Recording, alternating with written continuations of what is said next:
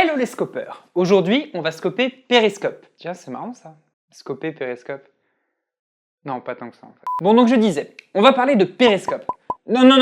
Alors attendez, message pour le monteur. Les black chips, on va les éviter, hein. Oh, ça va. Merci. On parle de start-up, nous, ici. Bon, donc je parle bel et bien de ce Periscope.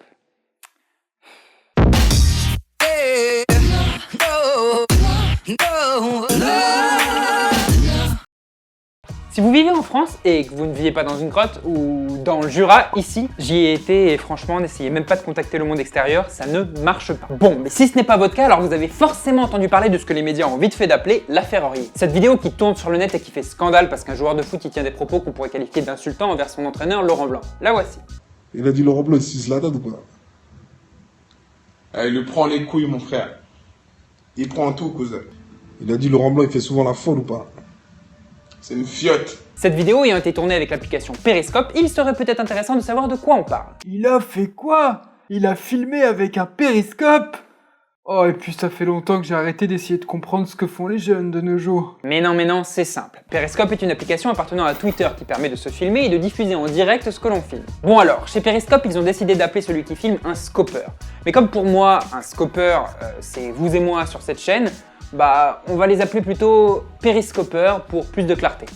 On est chez nous quand même, merde. Bon, comment l'application fonctionne? On lance l'application, on appuie sur le bouton de diffusion, et là, toutes les personnes qui nous suivent sur Twitter reçoivent un lien pour suivre la discussion en direct. Et là, les périscopeurs peuvent alors interagir avec leurs périscopeurs favoris, en leur écrivant des messages qui défilent directement sur son écran, ou en likant la diffusion, en tapotant sur leur téléphone, et ça va faire apparaître des cœurs. Bon, on ne va pas se mentir, le résultat ressemble souvent à ça. Salut les potos, là je suis au calme à la cuisine, en train de manger des crises proches. Ça c'est bon, les crises proches, ici. Comment ça tu t'en fous? Moi je m'en fous de toi, moi. Pourquoi tu regardes alors si tu t'en fous? Pourquoi tu regardes? Petite fiotte. Le sang de tes morts. Le sang de tes morts. Et j'exagère à peine. Mais bon, il y a bel et bien un intérêt, mais j'en parlerai après. Même... Bon, tu vas arrêter de commencer tes phrases par mais, c'est vraiment un tic chez toi. Mais assez parlé du fonctionnement et plongeons-nous un peu dans l'histoire plutôt intéressante de la naissance de cette application. En effet, Periscope est né très prématurément en réaction à une application concurrente, j'ai nommé Meerkat. Meerkat est une application dont le principe est exactement le même que Periscope et qui fut lancée avant elle, le 27 février 2015. Elle a été créée par Ben Rubin et a très vite connu un franc succès mondial chez les passionnés de la tech et chez les stars. Si bien que seulement un mois après sa sortie, Meerkat leva 12 millions de dollars. Bon alors vous vous rendez peut-être pas compte parce que bon à ces échelles-là, non, c'est pas habituel. Meerkat utilisait Twitter pour se diffuser et obtenir de la viralité. En effet, comme le fera aussi Periscope plus tard, à chaque fois qu'un utilisateur se filmait sur Meerkat, un tweet était partagé de son compte Twitter avec le lien pour suivre la diffusion. Donc tous les followers Twitter de cet utilisateur pouvaient suivre la diffusion en direct, tout en découvrant Meerkat. De même, à chaque fois que quelqu'un interagissait par message avec la personne qui se filmait, le message en question était diffusé sur Twitter, ce qui engendrait encore plus de viralité. Et Periscope dans tout ça? J'y viens. Vous ne le savez peut-être pas, mais Twitter, bien que très utilisé dans le monde, n'a jamais été une société rentable et cherche encore aujourd'hui un bon moyen de gagner de l'argent, comme vous pouvez le voir sur ce schéma qui compare en temps réel les différentes rentabilités des grandes sociétés de la tech.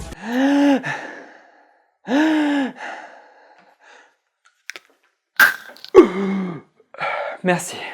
À la vue de la croissance extraordinaire de Meerkat, certains médias, en particulier le web magazine renommé TechCrunch, se sont gentiment moqués de Twitter en affirmant que la jeune application avait parfaitement exploité le potentiel de la plateforme de microblogging pour faire un produit avec de très belles perspectives et que c'est Twitter lui-même qui aurait dû penser à faire ce produit. En d'autres termes, vous êtes vraiment des gros nazes les mecs. Et effectivement, une boîte extérieure était en train de croître à une vitesse phénoménale sur son dos sans qu'il ne touche un centime. Mais en réalité, Twitter n'était pas complètement sur la touche. Il avait secrètement fait l'acquisition en janvier, soit un mois avant la sortie de Meerkat, d'une petite boîte appelée Bounty. Vous me laissez une petite seconde, j'ai un petit mot à dire à mon monteur. Eh oh. Je disais donc, Twitter avait déjà fait l'acquisition d'une boîte qui s'appelait Bounty, startup qui travaillait déjà sur une application mobile de live streaming. Vous l'avez deviné, cette application deviendra évidemment Periscope. Mais la sortie du Meerkat et le buzz qu'elle a engendré a forcé Twitter à prendre des mesures assez brutales car tout le marché du live streaming était en train d'être drainé par cette nouvelle application. Tu fais quoi là? Je mime le drainage. Non. Non? Non.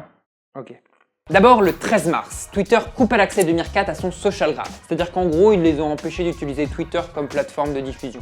Puis, plus tard, dans cette merveilleuse journée du vendredi 13 mars 2015, Twitter annonça qu'il avait fait l'acquisition de Periscope, qui allait être lancé prématurément le 26 mars. Ah, ils doivent adorer les vendredis 13 chez Meerkat. Mais Twitter ne pouvait pas s'en arrêter là. Periscope avait déjà pris trop de retard par rapport à son concurrent. Et en effet, d'après TechCrunch, encore une fois, Twitter a recontacté toutes les stars qui utilisaient Meerkat pour tenter de les convaincre d'utiliser Periscope. Une des sources du web magazine aurait même déclaré « Twitter se jette férocement sur chaque célébrité ayant essayé Meerkat à un niveau approchant du stalking ». Stalking quand même, c'est un mot fort. Salut mes loulous, alors aujourd'hui... Pris la main dans le sac. Comment tu peux me faire ça à moi, après tout ce qu'on a vécu ensemble? Toujours d'après le même article, Twitter aurait aussi approché les médias qui utilisaient Meerkat et serait même allé jusqu'à sous-entendre que si elles n'utilisaient pas exclusivement Periscope, il leur couperait l'accès à Amplify, un outil de Twitter qui permet de distribuer des vidéos sponsorisées aux grandes enseignes. Et pour finir, pour vous montrer à quel point Meerkat est monté à la tête de Twitter, voilà ce que cette même source de TechCrunch aurait déclaré à l'époque. Twitter est complètement obsédé par Meerkat. Ils en parlent tout le temps, tellement que cela énerve les employés et les fondateurs de Periscope. Donc bon, l'ambiance elle devait pas être top chez Twitter à ce moment-là. En tout cas, à cause ou grâce à ces offensives, assez rapidement, on ne pouvait plus suivre ses influenceurs préférés que sur Periscope. Aujourd'hui, Meerkat est complètement déconnecté de Twitter et Periscope l'a clairement devancé grâce à un avantage concurrentiel astronomique et, il faut l'avouer, assez déloyal. Ainsi, en août 2015... Mais tu viens pas tout juste de mourir? Ta gueule. Ainsi, en août 2015, seulement 4 mois après son lancement, l'application Periscope comptait déjà plus de 10 millions de comptes et 40 ans de vidéos étaient visionnées chaque jour. Et le 9 décembre 2015, elle fut nommée l'application iPhone de l'année par Apple. Non, arrête. Alors oui, on peut dire que Meerkat s'est bien fait en fumée.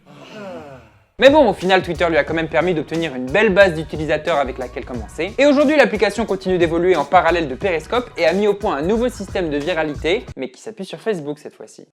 Attends, t'as pas dit que t'allais expliquer l'intérêt de ces applications? Ah oui...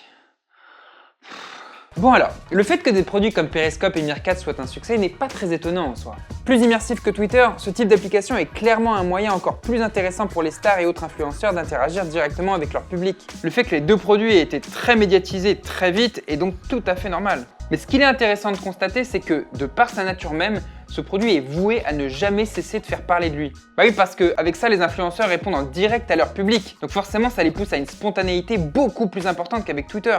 On a déjà vu les scandales que peut déclencher la spontanéité chez Twitter. Alors c'est pas étonnant de constater qu'il se passe la même chose sur Periscope. C'est les fameux aléas du direct. Les aléas du direct. Les aléas du direct. L'affaire Oyer en est un parfait exemple. C'est une fiotte. Et je suis même prêt à parier que c'est que le premier d'une longue série si Periscope continue son essor. Alors après, il y a aussi ceux qui détournent son utilisation. Bah oui, parce que apparemment, plusieurs membres ont utilisé l'application pour retransmettre des contenus propriétaires, comme la saison 5 de Game of Thrones, aka la série la plus piratée du monde. Winter is coming. Ou encore le match de boxe qui opposa Floyd Mayweather Jr. Ok, je me calme, à Manny Pacquiao. Bon bah du coup, comme on peut s'en douter, ils ont depuis changé leur contrat d'utilisation et aujourd'hui, tout utilisateur attrapé à faire ça est banni de la plateforme. Quoi qu'il en soit, ce type d'utilisation prête encore à faire parler de l'application dans la presse. Donc on en revient à ce que je disais, par nature, l'application Periscope prête à faire parler d'elle. Bon alors, je vous l'accorde, aussi bien sur Meerkat que sur Periscope, on est sur des applications qui n'ont pas encore de business model établi. C'est-à-dire qu'ils rapportent pas encore d'argent et qu'on sait pas encore comment ils vont en rapporter plus tard. Et en tout cas, ce qu'on peut dire, c'est que ces applications semblent clairement apporter de la valeur. Et étant donné que sur Periscope, il est possible de revisionner en replay les vidéos diffusées, il est clair qu'ils pourraient, par exemple, adopter le même business model que YouTube, à savoir la pub. Genre comme là, ou encore avant la vidéo, ou même pendant la vidéo, comme ici. Et puis qui sait, il y en a bien qui pensent que Periscope pourrait un jour éclipser la maison mère qui est Twitter, tant sur le plan économique que social.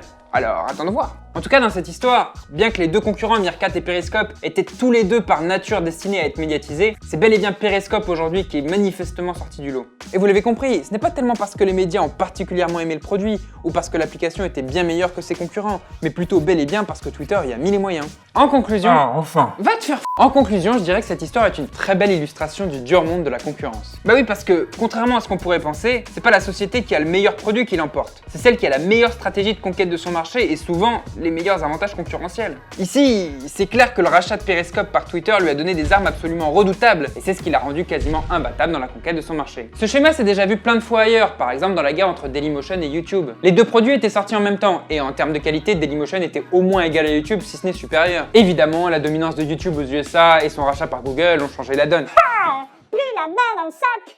Comment tu peux dire ça sur moi alors que j'héberge tes vidéos? Voilà, cette vidéo est maintenant terminée, j'espère qu'elle vous a plu. Alors oui, je sais, ça faisait 6 mois que j'avais pas fait de vidéo, j'en suis vraiment désolé.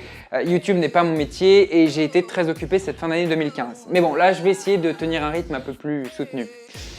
Si vous avez aimé cette vidéo, vous savez quoi faire, vous mettez un petit pouce comme ça. Si vous n'avez pas aimé cette vidéo, vous savez aussi quoi faire, vous mettez un petit pouce comme ça. Surtout partagez-la si vous avez aimé la vidéo évidemment, mais même si vous entendez quelqu'un parler de l'affaire Aurier et qui comprend pas trop ce que c'est Periscope, vous lui partagez. Si vous ne l'avez pas aimé, partagez-la quand même, vous dites à vos contacts tiens regarde cette vidéo que j'ai pas aimé, voilà, pourquoi pas. Voilà, maintenant il me reste plus qu'à vous dire au revoir, et puis surtout si vous avez un projet de start-up, lancez-vous, et qui sait, peut-être que je vous scoperai un jour. C'est sympa chez vous.